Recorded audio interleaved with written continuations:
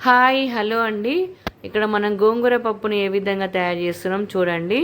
నేను రెగ్యులర్గా తయారు చేసే గోంగూర పప్పు కాకుండా కొంచెం డిఫరెంట్ స్టైల్లో చేస్తున్నానండి. అందరూ పచ్చిమిర్చి తోటి కొందరు ఇష్టపడరు కదా గోంగూర పప్పు చేస్తే. ఎర్రకారం వేస్తే ఏ విధంగా ఉంటుందో గోంగూర పప్పు చూడండి.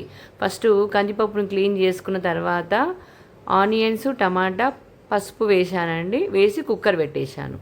కుక్కర్ పెట్టిన తర్వాత వేరే బాండి తీసుకొని దాంట్లో పచ్చిమిర్చి, గోంగూర వేసి దాన్ని కూడా ఫ్రై అయ్యేంత వరకు గోంగూరను కలుపుతూ ఉండాలి.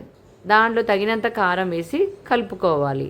అది ఒక 5-10 నిమిషాల వరకు ఆ విధంగానే ఉడికిస్తూ ఉంటే ఏమవుతుందంటే కారం వాసన అనేది ఉండదు, కారం స్మెల్ రాదనమాట పప్పులోకి.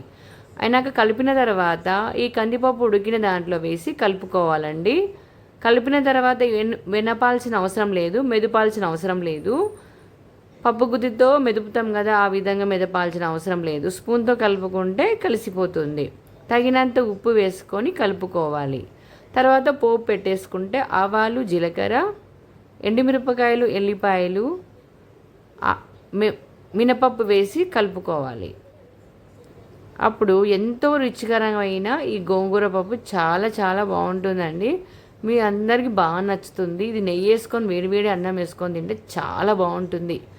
నాన్ వెజ్ తినని వాళ్ళకు వెజిటేరియన్ ఇది ఒక మంచి ఫుడ్ అండి. చాలా బాగా నచ్చుతుంది అందరికీ.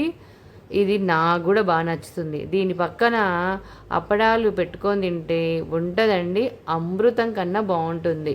చాలా చాలా బాగుంటుంది. మీరు కూడా ఒకసారి ట్రై చేయండి. ఈ విధంగా ఎంత బాగుంటుందో. ఈ విధంగా ట్రై చేస్తే డిఫరెంట్గా గోంగూర పప్పు తిన్న టేస్ట్ కలుగుతుంది. మనం ఒకటే టేస్ట్ కాకుండా అప్పుడప్పుడు టేస్ట్ని కొంచెం చేంజ్ చేసుకొని తింటే బాగుంటుంది. పిల్లలు కూడా చాలా ఇష్టంగా తినడానికి ఇష్టపడతారు. మీరు ఈ విధంగా ట్రై చేసి చూడండి. నచ్చకపోతే నన్ను అడగండి. చాలా చాలా బాగుంటుందండి పప్పు. మీకు కూడా బాగా నచ్చుతుందని నేను అనుకుంటున్నా. నాకైతే చాలా బాగా నచ్చింది. మా ఫ్యామిలీ మెంబర్స్ కూడా చాలా బాగా ఎంజాయ్ చేస్తూ ఈ పప్పుతో అన్నం తిన్నారండి. చాలా బాగుంది.